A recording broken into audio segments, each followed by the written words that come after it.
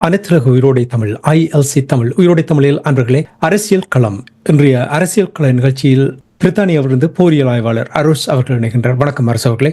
வணக்கம் நாகானி. அனைத்துலக உயிரோடை தமிழ் உறவுகளுக்கு என்று வந்த வணக்கம். இன்னொரு நிகழ்ச்சியில் இணைந்திருக்கிறோம் அரசு அவர்களே. இன்றைய நிகழ்ச்சியில் நாங்கள் இலங்கை தீவில் நடைபெறுகின்ற விடயங்களை பார்ப்போம். குறிப்பாக உங்களுக்கு தெரியும், இந்தியா, சீனா, அமெரிக்கா போன்ற நாடுகள் தொடர்ச்சியாக தங்களுடைய அழுத்தங்களை ஏதோ ஒரு வகையில் பிரயோகித்துக் கொண்டு வருகின்றது. அனுரகுமார திசாநாயக்க இவ்வளவு செயல்பாடுகள் இருப்பது போல் காட்டினாலும் கூட நிறைய புற சக்தி அழுத்தங்கள் இருப்பதை இப்பொழுது மெதுவாக உணரத் தொடங்கி இருக்கின்றார். நினைத்தது போல் எல்லா காரியங்களையும் இலகுவாக நகர்த்திவிட முடியாது என்பதை புரிந்து கொள்ள தொடங்கிவிட்டார் என்று நம்புகிறேன். குறிப்பாக உங்களுக்கு தெரியும், திருகோணமலையில் காற்றாலை மின் உற்பத்தி நிலையம் அந்த திட்டம் தொடர்பாக நிறைய தடவைகள் பேசப்பட்டது. மீண்டும் கூட அங்கே போராட்டம் ஆரம்பித்திருப்பதாக கூறப்படுகின்றது. இது தொடர்பாக திருமலையில் இந்த முத்துநகர் பிரதேசத்தில் இந்தியாவின் காற்றாலை மின்சாரம் என்று சொல்லலாம், அல்லது அதனுடன் இணைந்த சோல மின் உற்பத்தி நிலையம், சூரிய சக்தியில் இயங்கும் மின்கலங்களை கொண்ட ஒரு மின் உற்பத்தி நிலையத்தை அமைப்பதற்கு இந்தியா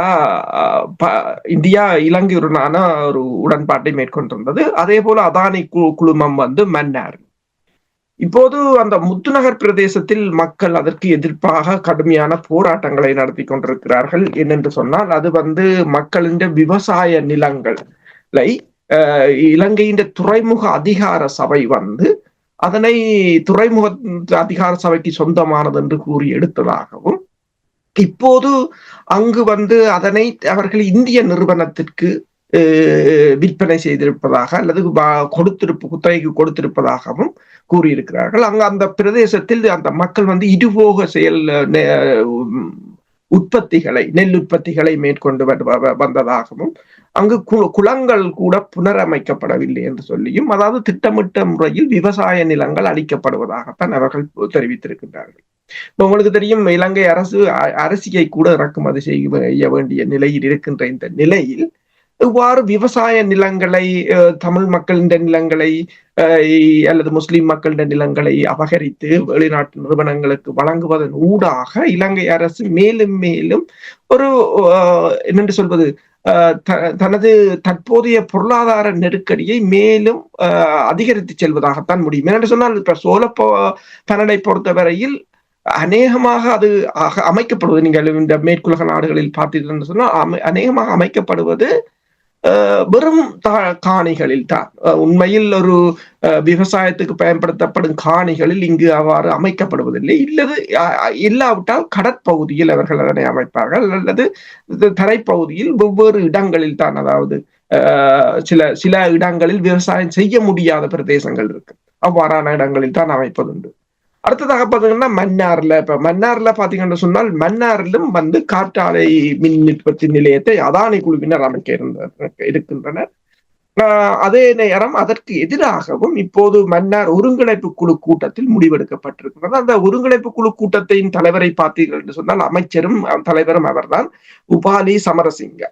அவரை பொறுத்தவரையில் இந்த மக்களின் எதிர்ப்பை மீறி அமைக்கப்படுகின்ற இந்த ஒருங்கிணைப்பு இந்த காற்றாலை மின் உற்பத்தி நிலையத்துக்கு எதிராக தாங்கள் தொடர்ந்து போராடுவதாக கூறியிருக்கிறார். இப்ப இலங்கை அரசை பொறுத்தவரையில், இப்ப நீங்கள் பாத்தீங்கன்னா சொன்னா, உபாலி சமரசிங்காவை பொறுத்தவரையில் ஏதோ ஒரு வகையில் இந்தியாவுடன் ஒத்துழைப்பது போல் அந்த திட்டங்களை வழங்கிவிட்டு பின்னர் அந்த திட்டங்களுக்கு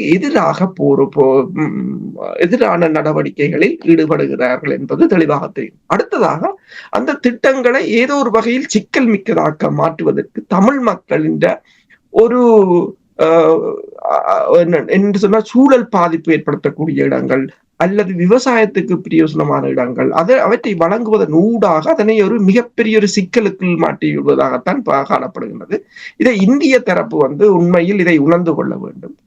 அடுத்ததாக, அவர்கள் இவ்வாறு நிலங்களை தெரிவு செய்யும் போது விவசாயமோ அல்லது சுற்றுச்சூழலோ பாதிக்காத வகையில் முதலீடுகளை மேற்கொள்ள முடியும்.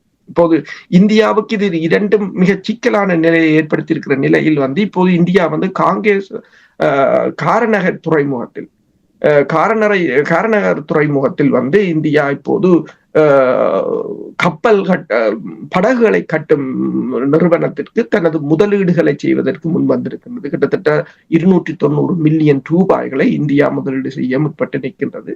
இப்ப இந்தியாவும் ஏதோ ஒரு வகையில் வடக்கு கிழக்கில் தனது ஆளுமையை தக்க வைக்க முற்பட்டு நிற்கின்றது. ஆனால் அதே சமயம் இலங்கை ஏதோ ஒரு வகையில் அதற்கு ஒத்துழைப்பது போல் இருந்தாலும் ஏதோ ஒரு வகையில் அந்த திட்டங்களை நிறைவேற்ற முடியாத ஒரு சூழ்நிலையை தான் ஏற்படுத்தி கொண்டிருக்கு. ஏன் தமிழர் தரப்பு இது தொடர்பாக அவர்களோடு திட்டம் தொடர்பாக ஆராய்ந்து அதனுடைய சாதக பாதகமான நிலைமைகளை வழங்கி ஒரு இணக்கப்பாட்டுக்கு வர முடியாது? ஒரு சில வேளைகளில் நீங்கள் பாருங்கள், இப்ப வடக்கு கிழக்கை பொறுத்தமட்டில் பொருளாதார அபிவிருத்தி அறவே இல்லை, எந்த ஒரு அபிவிருத்தியும் இல்லை. அப்ப தமிழர்கள் நீங்கள் எவ்வளவு படித்தாலும் அவர்களுடைய காலில் போய் விழ வேண்டிய ஒரு நிலைமையை தான் ஏற்படுத்தி வைத்துக் கொண்டிருக்கிறார்கள் தொடர்ந்து.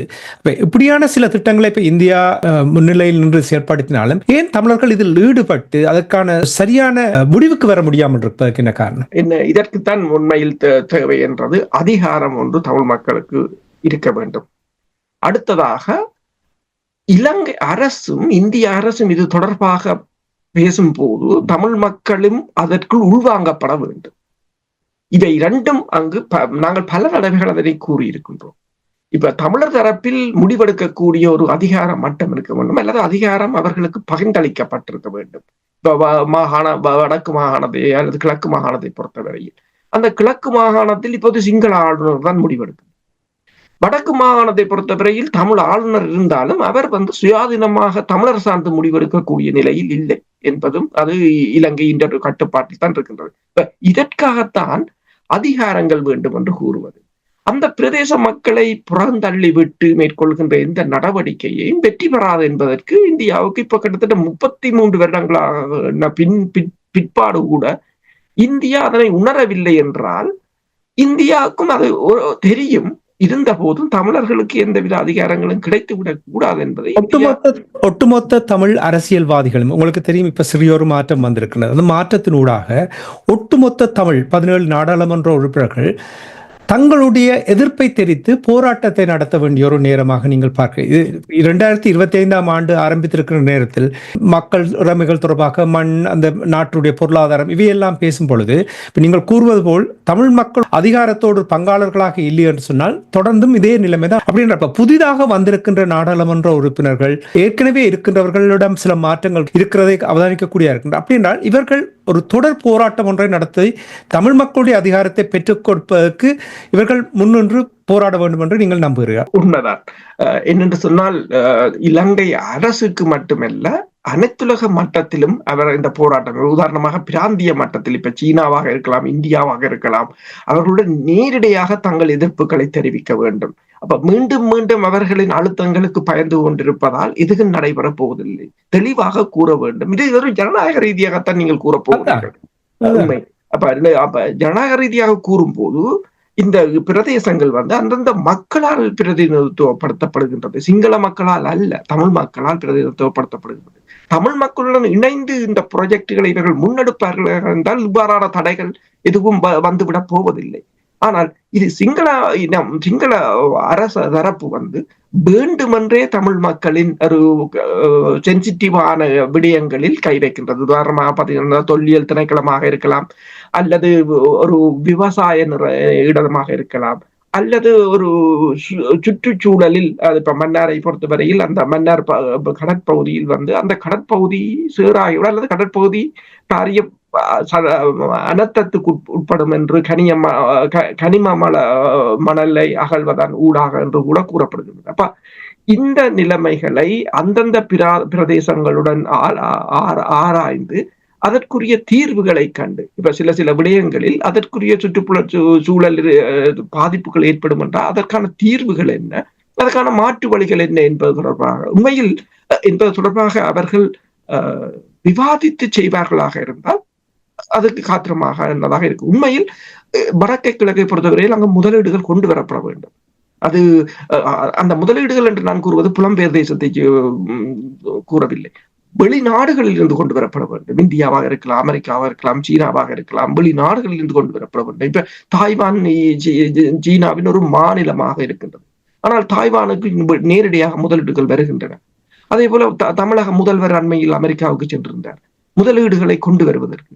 தமிழகம் இந்தியாவின் ஒரு மாநிலமாக இருந்தாலும் நேரடியாகவே அது வெளிநாடுகளுடன் முதலீடுகள் தொடர்பாக நான் ஆலோசிக்கின்றது, தங்களுக்கு தேவையான முதலீடுகளை கொண்டு வருகின்றது, தங்கள் மாநிலத்தில் பாதிப்புகள் ஏற்படாதவாறு அந்த மாநில மக்களின் வாழ்க்கை தரத்தை அவர்கள் உயர்த்துகிறார்கள்.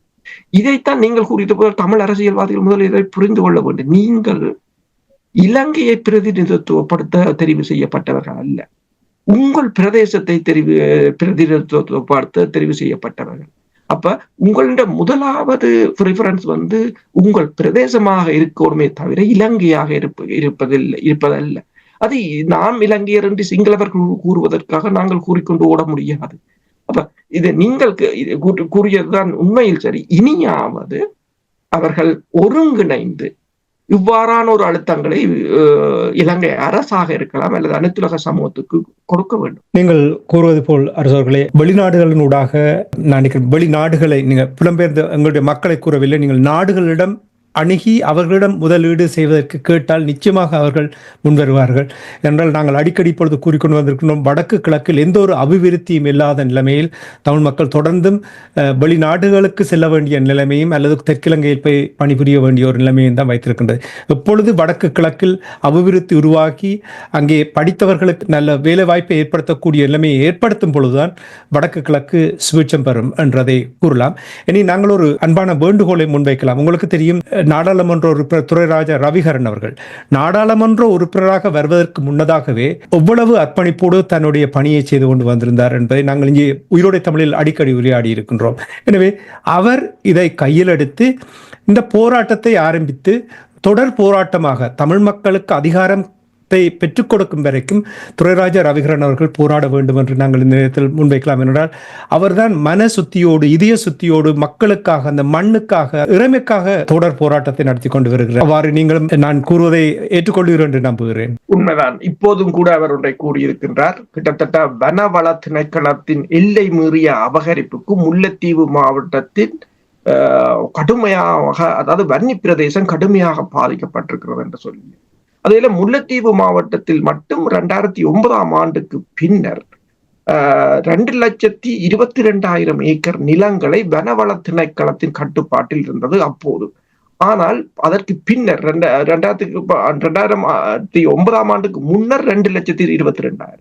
ஆனால் 2009ஆம் ஆண்டுக்கு பின்னர் கிட்டத்தட்ட 4,30,000 ஏக்கர் நிலங்களை வனவளத்துறை கைப்பற்றி இருக்கு. இப்ப வனவளத்துறையாக இருக்கலாம், தொல்லியல் துறையாக இருக்கலாம், பௌத்த சாசன அமைப்பாக இருக்கலாம், இவ்வாறு அந்த நிலங்களை துண்டாடி அதில் மக்கள் எந்தவித தொழிலையும் செய்ய முடியாதவாறு அது இன்ஃபர்டைல் என்று சொல்றது. அப்ப அதை இல்லாது செய்து விடுவது, அது எந்த ஒரு அபிவிருத்திக்கும் இல்லாது செய்து விடுவது ஒரு மிகப்பெரிய ஒரு பாரதூரமான ஒரு குற்றமாகத்தான் கருதப்படும். இப்ப நீங்கள் கூறியது போல ரவிகரன் இதையும் இப்போது கூறியிருக்கின்றார்.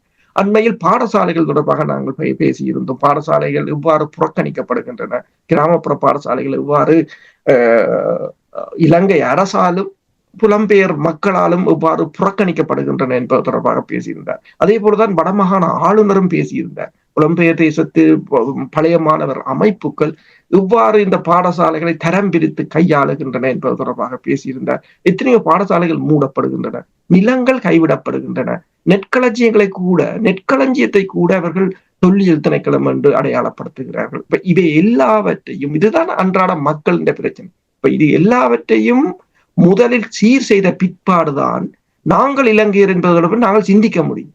இப்போது நாங்கள் இலங்கையர் என்று சொல்லுவதற்கு எதுவும் இல்லை என்று சொன்னால், வடக்கு கிழக்கையும் தென்னிலங்கையுடன் ஒப்பிடும் போது மலைக்கும் மடுவுக்குமான வேறுபாடுகள் இருக்கின்றன. எந்த ஒரு அபிவிருத்தியையும் இலங்கை அரசோ அல்லது இந்திய அரசோ செய்ய விடுவதில்லை என்னும் போது நாங்கள் வேறு மாற்று வழியை தேட வேண்டிய ஒரு நிலையில் இருக்கின்றோம். நிச்சயமாக நீங்கள் கூறுவது சரி. அதேபோல் துரைராஜா ரவிகரன் அவர்கள் நாடாளுமன்ற உறுப்பினர், அவருடைய அந்த அர்ப்பணிப்பு தொடர்பாக நாங்கள் ஏற்கனவே கூறியிருக்கின்றோம். அவர் இதை கையில் எடுத்து செயல்படுத்துவாராக இருந்தால் நான் நினைக்கிறேன் உலகம் பூராம் இருக்கின்ற எங்களுடைய தமிழ் மக்கள் அவருக்கு நிறைய ஆதரவு வழங்குவார். அவர்தான் இதுவரை நீங்கள் பாருங்கள், நாடாளுமன்ற உறுப்பினராக தெரிவு செய்த பின்பு இவ்வளவு விரியமாக தன்னுடைய செயல்பாடுகளை செயல்படுத்தி கொண்டிருக்கின்றார். அவரை அப்படியே செயல்பட வேண்டும் என்று கேட்டுக்கொண்டு இந்த போராட்டத்தை நடத்த வேண்டும், அதிகாரத்தை பெறுவதற்கு சிறப்பாக பணிபுரிய வேண்டும் என்று கேட்டுக்கொண்டு நாங்கள் இன்னும் ஒரு விடயத்துக்கு வருவோம். உங்களுக்கு தெரியும், அனுர குமார திசாநாயக்கா அவர்கள் பதவிக்கு வருவதற்கு முன்னதாக பயங்கரவாத தடை சட்டம் தொடர்பாக, ஜனாதிபதி நிறைவேற்று அதிகாரம் தொடர்பாக, அரசியல் கைதிகள் தொடர்பாக, ஊழல் தொடர்பாக இவையெல்லாம் பேசிக்கொண்டு வருகின்ற நேரத்தில் தமிழ் அரசியல் கைதிகளை விடுவிப்பதற்கான எந்த ஒரு சமிக்கைகளையும் இதுவரையில் வெளியிடவில்லை. அதன் விளைவாக கிளிநொச்சியில் கையெழுத்து போராட்டம் நடைபெறுவது, இது தொடர்பாக என்ன அறிந்தீர்கள்? உண்மையில் இப்போது அனுர திசாநாயக்காவின் ஆட்சி வந்த பிற்பாடு தமிழ் மக்களிடம் ஒரு மாயை தோற்றம் விதைக்கப்பட்டது. அவர் ஏதோ எல்லா இலங்கையரையும் சமமாக மதிக்கப் போகிறார், பயங்கரவாத தடுப்பு சட்டத்தை அகற்றப் போகிறார், இராணுவத்தை குறைக்கப் போகிறார், அல்லது அரசியல் கைதிகளை விடுதலை செய்ய போகிறார், நாட்டில் பஞ்சம் பட்டினி எல்லாம் இல்லாமல் போகின்றது, ஊழல் செய்தவர்கள் தண்டிக்கப்பட போகிறார்கள் என்றெல்லாம் பேசப்பட்டது. ஆனால் அவற்றில் சிலவற்றை அவர் செய்வது போல் காட்டுகிறார் தென்னிலங்கையில். உதாரணமாக உங்களுக்கு தெரியும், மஹிந்த ராஜபக்ஷவின் மகன், இரண்டாவது மகன் யோஷித ராஜபக்ஷவை விசாரணைக்கு அழைத்திருந்தார்கள், சில மாற்றங்களை ஏற்படுத்தியிருந்தார்கள், முன்னாள் புலனாய்வுத்துறை அதிகாரியை மீண்டும் நியமித்திருந்தார். அவ்வாறு சில மாற்றங்களை ஏற்படுத்தினாரே தவிர இதுவரையில் ஊழல் பணத்தில் எந்த விதமான பணத்தை அவர் மீட்டெடுக்கவும் இல்லை. ஊழல்வாதிகளுக்கு இதுவரையில் தண்டனை வழங்கியதாகவும் பேசப்படவில்லை. அதே சமயம் தமிழ் மக்களின் பகுதியை பொறுத்தவரையில் தமிழ் மக்களிடம் வாக்குகளை பெறுவதற்கு, அதாவது 3 NPP நாடாளுமன்ற உறுப்பினர்களை கூட அவர்கள் தமிழ் யாழ்ப்பாணத்தில் 3 NPP நாடாளுமன்ற உறுப்பினர்கள் யாழ்ப்பாணத்தில் தெரிவாகியதை கூட ஏதோ தமிழ் மக்கள் தங்கள் மீது நம்பிக்கை வைத்திருப்பதாகவும் தாங்கள் அவர்களுக்கு செய்ய போவதாகவும் நன்மைகளை செய்ய போவதாகவும் கூறியிருந்தார். ஆனால் அரசியல் கைதிகளை கூட அவரால் விடுதலை செய்ய முடியாத ஒரு நிலை இருக்கின்றது என்பது தெளிவானது ஒன்று. இப்போது இந்த போராளிகள் நலன்புரி சங்கம் அவர்களை விடுதலை செய்வதற்கான ஒரு கையெழுத்து போராட்டத்தை கிளிநொச்சியில் ஆரம்பித்திருக்கிறார்கள். அது வடக்கு கிழக்கில் அந்த கையெழுத்து போராட்டத்தை மேற்கொண்டு அதை ஒரு போராட்டமாக மாற்றப் போகிறார்கள். இதில் இந்த நிலையில் ஒரே ஒரு கேள்வியை நான் கேட்கிறேன். இந்த 3 நாடாளுமன்ற உறுப்பினர்கள் யாழ் மாவட்டத்தில் இருக்கின்ற NPP நாடாளுமன்ற உறுப்பினர்கள் அவர்கள் தமிழர்கள். அவர்கள் இது தொடர்பில் என்ன செய்ய போகிறார்கள் என்பதை அவர்கள் உண்மையில் பதிலளிக்க வேண்டிய ஒரு கட்டாயம் இருக்கின்றது என்றால், அவர்கள் தான் கூறினார்கள் தாங்கள் ஏதோ, அதாவது இந்த தென்னிலங்கை பத்திரிகைகள் கூட ஒன்றை கூறியிருந்தன, 13வது திருத்த சட்டத்தின் தொடர்பாக அனுர குமார திசாநாயக்கா எதனையும் கூறவில்லை, அதனை நடைமுறைப்படுத்துவதாக கூட கூறவில்லை. ஆனால் அவர்கள் பேர்ந்து கூறுகிறார்கள் அது யாப்பில் இருக்கிறதை வழியால் நாங்கள் அதை கூறவில்லை என்று. அவ்வாறு கூறாது விட்டாலும் தமிழ் மக்கள் வாக்களித்தார்கள் என்ற ஒரு தொனியில் தான் பேசியிருந்தார்கள். ஆனால் இப்போது அடிப்படை பிரச்சனையாக இது போர்னால் ஏற்பட்ட பிரச்சனை. இப்போ ஒரு நாள் தான் ஏற்பட்டது, காணி அபகரிப்பாக இருக்கலாம், படைத்தளங்களின் விரிவாக்கமாக இருக்கலாம், அரசியல் கைதிகள் விவகாரமாக இருக்கலாம். அப்ப போர் முடிந்து கிட்டத்தட்ட 15 வருடங்கள் கடந்த நிலையிலும் இவை ஒன்றும் சீர் செய்யப்படாத நிலையில் இவர் எவ்வாறு தமிழ் மக்களுடன் ஒரு நல்லிணக்கப்பாட்டுக்கு வரப்போகிறார் என்ற கேள்விகள் எழுகின்றன. இந்த விவகாரம் உண்மையில் நாங்கள் இதை இது ஒரு மிகப்பெரிய பாரதூரமான விவகாரம். இது இலங்கைக்குள் மட்டுமல்ல, அனைத்துலக ரீதியாகவும் இந்த விவகாரம் கொண்டு செல்லப்பட வேண்டும். அது மட்டுமல்லாது பிராந்திய நாடுகளும் இது தொடர்பாக என்ன பேச போகிறார்கள் என்ற கருத்து நாங்கள் கேட்க வேண்டும். நாங்கள் அவர்களிடம் உண்மைதான், இவை எல்லாமே ஜனநாயக வழி, உங்களுடைய உரிமை நீங்கள் தட்டி கேட்பதில் எந்த தவறும் இல்லை. அதைத்தானே போதிக்கின்றார்கள், சர்வதேச நாடுகளும் போதிக்கின்றது, இலங்கை அரசாங்கமும் அதைத்தான் போதிக்கின்றது. அதை இவர்கள் கையில் எடுத்து அது செயல்பட வேண்டும் என்று கூறிக்கொண்டு இனி இன்னொரு விடயத்தை பார்த்து நாங்கள் சுருக்கமாக நிகழ்ச்சி நிறைவு கொண்டு வரலாம். அதாவது திருவண்ணாமலையில் தொல்லியல் திணைக்களம் நெல் களஞ்சிய தொடர்பாக சர்ச்சை ஏற்பட்டிருப்பதாக தெரிய வருகின்றது. அது தொடர்பாக என்ன அறிந்தீர்கள்? திருவண்ணாமலையில் குச்சவெளி பிரதேசத்தில் கிட்டத்தட்ட 1962 ஆண்டிலிருந்து 1985 ஆண்டு வரையிலும் மிகப்பெரிய ஒரு நெல் களஞ்சியம் இருந்தது. அதை சுற்ற வர பெருமளவான நெல் வயல்கள், மக்கள் அதில் இதுபோக நெற்செய்கைகளை ஈடுபடுவதுண்டு. விவசாய நிலங்கள் அது மக்களுக்கு சொந்தமானது. ஆனால் 1985 ஆண்டு அதில் குச்சவெளி காவல் நிலையம் அமைக்கப்பட்டிருந்தது. அதன் பிற்பாடு உங்களுக்கு தெரியும், விடுதலை புலிகள் கூட குச்சவெளி காவல் நிலையத்தை தாக்கியிருந்தார்கள். அதெல்லாம் வரலாறு. ஆனால் கடந்த வருடம் அந்த காவல் நிலையம் அகற்றப்பட்ட பிற்பாடு அதனை மீண்டும் நெல் களஞ்சியமாக மாற்றி அந்த மீண்டும் விவசாய நடவடிக்கைகளை தொடர வேண்டிய ஒரு நிலையில் தற்போது தொல்லியல் திணைக்களம் வந்து அதனை தொல்லியல் இடமாக பிரகடனப்படுத்தி இருக்குது. 4 ஏக்கரை முதலில் பிரகடனப்படுத்தி இருந்தார்கள் அதனை சூழ வர. இப்போது அதில் சுற்றி வர 40 ஏக்கருக்கு அதனை விஸ்தரித்துக் கொண்டு போகிறார்கள் என்னும் போது பெருமளவான மக்களின் காணிகள் அதற்குள் அகப்படுவது மட்டுமல்லாது விவசாய நடவடிக்கைகளும் பாதிக்கப்படக்கூடிய ஒரு நிலையாகத்தான் இருக்கின்றது. இப்ப முற்று முழுதாக நீங்கள் பார்த்தீர்கள் சொன்னால் தமிழர் பிரதேசங்களில் இப்ப நான் முன்னர் கூறியது போல காட்டு வன இலாக்கா வந்து எவ்வளவு நிலங்களை ஆக்கிரமிக்கின்றது, இது தொல்லியல் திணைக்களம் எவ்வளவு நிலங்களை ஆக்கிரமிக்கின்றது. ஒரு கட்டத்தில் தமிழ் மக்களுக்கு இருப்பதற்கு இடமில்லாத ஒரு நிலையை ஏற்படுத்த போகிறார்கள் என்பதுதான் பிரச்சனை. இதில் கூடுதலாக இந்த அதிகாரிகள் மீது நடவடிக்கை எடுக்கப்பட வேண்டும். இந்த அதிகாரிகள் மீதான நடவடிக்கை இலங்கைக்குள் இல்லை, அது இலங்கை அரசின் துணையுடன் இடம்பெறுவதால் இலங்கைக்குள் இல்லை. இது அனைத்துலக மட்டத்தில் இந்த அதிகாரிகள் மீதான நடவடிக்கை எடுக்கப்பட வேண்டும். உதாரணமாக நீங்கள் பார்த்தீங்கன்னு சொன்னால் ஜோர்ஜியாவில் உங்களுக்கு தெரியும், அங்கு இடம்பெறுகின்ற போராட்டம். அப்ப போராட்டத்தின் மீது நடவடிக்கை எடுக்கும் அரசு அதிகாரிகள் மீது ஜெர்மனி வந்து தடை உத்தரவை கொண்டு வந்திருக்கு. அரசியல்வாதிகள் இல்ல, அரசு அதிகாரிகள் மீது கொண்டு வந்திருக்கு. அவ்வாறு நாங்கள் பல தடவைகள் இதில் கதைத்திருக்கின்றோம். இந்த புலம்பெயர் அமைப்புகளாக இருக்கலாம், அரசியல்வாதிகளாக இருக்கலாம், இவ்வாறு கூட சிந்திக்க முடியும். ஏனென்றால் இது ஒரு எல்லை மீறிய ஒரு பயங்கரவாதமாகத்தான் மாறிக்கொண்டிருக்கின்றது. இந்த இந்த வன இலாக்கா துறையாக இருக்கலாம் அல்லது தொல்லியல் திணைக்களமாக இருக்கலாம். அடுத்ததாக இன்னொரு கேள்வி என்னென்று சொன்னால், இப்போது நாட்டை திருத்துகிறேன், பொருளாதாரத்தை அபிவிருத்தி செய்கிறேன், சுவீட்சத்தை கொண்டு வருகிறேன், எல்லோரும் இலங்கையர் என்று கூறுகின்ற இலங்கை அதிபர் இது தொடர்பில் என்ன கூறப் போகிறார் என்றதுதான். ஏனென்றால் வன இலாக்காவை பொறுத்தவரையில் இப்ப காட்டுப்பகுதி, அதாவது அதாவது காட்டு மிருகங்களின் இடத்தை ஆக்கிரமிப்பது என்று சொன்னால் ஒரு காலத்தில் இலங்கை முழுவதும் காடாகத்தான் இருந்தது. அதனைத்தான் வெட்டி நகரங்கள் அமைத்தார். அப்ப கொழும்பையும் நாங்கள் யானைக்கும் புலிக்கும் விட்டுட்டு இவர்கள் போவார்களா என்ற ஒரு கேள்வி இருக்கின்றது. அப்ப என்னென்றால் சிங்கள பகுதிகளில் இருக்கின்றதை நீங்கள் விட்டு தமிழ் பிரதேசங்களில் இருக்கின்ற காணிகளை அபகரிப்பதும் அதில் எந்த விதமான தொழில் நடவடிக்கைகளையும் ஈடுபடாதவாறு அவர்கள் அதை செய்வதும் வந்து ஒரு பாரபட்சமாகத்தான் பார்க்கப்படும். சிறப்பு. நிறைவாக இன்னொரு கேள்வியோடு நாங்கள் நிகழ்ச்சியை கொண்டு வரலாம். அதாவது இலங்கை தீவில் அனுரகுமார் திசாநாயக்கனுடைய அரசாங்கம் ஆட்சிக்கு வந்த பின்பு சமீபத்தில் வந்த புள்ளி விவரங்களின் அடிப்படையில் சுற்றுலா பயணிகளுடைய வரவு அதிகரித்திருப்பதாக கூறப்படுகின்றது. உங்களுக்கு தெரியும், இலங்கை தீவில் அல்லது எந்த வேறு நாடுகளிலும் கூட ஏதாவது அழுத்தத்தை கொடுக்க வேண்டும் என்றால் அமெரிக்கா, பிரித்தானியா போன்ற நாடுகள், ஐரோப்பிய ஒன்றிய போன்ற நாடுகள் இவ்வாறான ஒரு எச்சரிக்கையை விடுவார்கள். சமீபத்தில் கூட பயங்கரவாத தாக்குதல் நடைபெறலாம் என்று எச்சரிக்கை விடுத்த விடயங்கள் நாங்கள் இங்கே உயிரோடை தமிழ் கூட இது தொடர்பாக பேசி இருக்கின்றோம். மீண்டும் பிரித்தானியா ஒரு எச்சரிக்கையை விடுத்திருக்கின்றது, பயங்கரவாத தாக்குதல் நடைபெறலாம் என்று. என்ன காரணத்துக்காக இந்த எச்சரிக்கை இப்பொழுது? அதாவது இலங்கையின் சுற்றுலாத்துறை டிசம்பர் மாதம் அறிவித்திருந்தார்கள், கிட்டத்தட்ட 2.1 மில்லியன் பேரை கவர்ந்திருக்கிறது என்று சொல்லியும் அது இலங்கையின் வருமானத்துக்கு மிகவும் முக்கியமானது என்று. அப்ப தற்போது இலங்கையின் வருமானத்தை உடனடியாக அதிகரிக்கக்கூடிய 2 துறைகள், ஒன்று சுற்றுலாத்துறை, இரண்டாவது வந்து மீன்பிடித்துறை. ஆனால் இப்ப அதன் மீதான ஒரு அழுத்தமாகத்தான் இப்போது பிரித்தானியாவின் வெளிவிவகார பொதுநலவாய அபிவிருத்தி அலுவலகம் என்று கூறுகிறது, FCDO. அது வந்து மீண்டும் அவர்கள் கடந்த வருடம் நவம்பர் 14 ஒரு எச்சரிக்கையை விடுத்திருந்தார்கள். உங்களுக்கு தெரியும், அரகம்பே தாக்குதல் தொடர்பாக அமெரிக்கா வெளியிட்ட எச்சரிக்கைக்கு பிற்பாடு இப்போ அதனை அவர்கள் மீண்டும் புதுப்பித்திருக்கிறார்கள் பிரித்தானியா.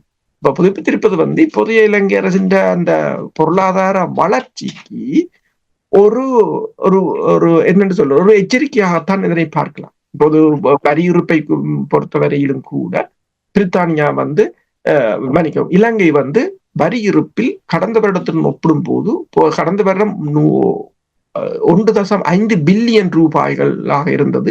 இந்த வருடம் 2 பில்லியன் ரூபாய்களை எட்டிவிட்டதாக கூறியிருக்கிறது.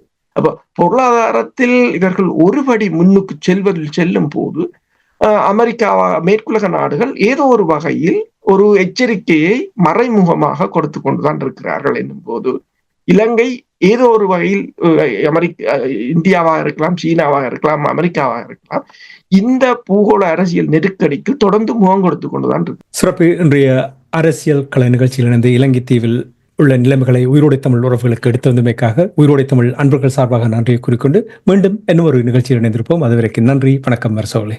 நன்றி, வணக்கம். எமது பார்வையாளர்களுக்கு வணக்கம். மக்களின் குரலாய் ஓங்கி ஒலிக்கும் இலக்குமின் இதழ் மற்றும் உயிரோடை தமிழ் வானொலி ஆகிய இவ்விரு ஊடகங்களும் உங்களைப் போன்ற எமது நேயர்கள் நண்பர்களின் ஆதரவிலேயே இயங்கி வருகின்றன. மிக குறைந்த வளங்களுடன் பல இடர்கள் மற்றும் தடைகளை தாண்டி பயணிக்கும் எமது ஊடகங்களின் பணிகள் மேலும் வளர உங்களால் முடிந்த நிதியுதவியை வழங்கி இன்னும் காத்திரமான செயற்பாடுகளை முன்னெடுக்க உதவுமாறு மிகவும் பணிவன்புடன் வேண்டி நிற்கின்றோம். உங்கள் பங்களிப்பு உங்களின் உரிமை குரலாய் ஓங்கி ஒலிக்கும். நன்றி.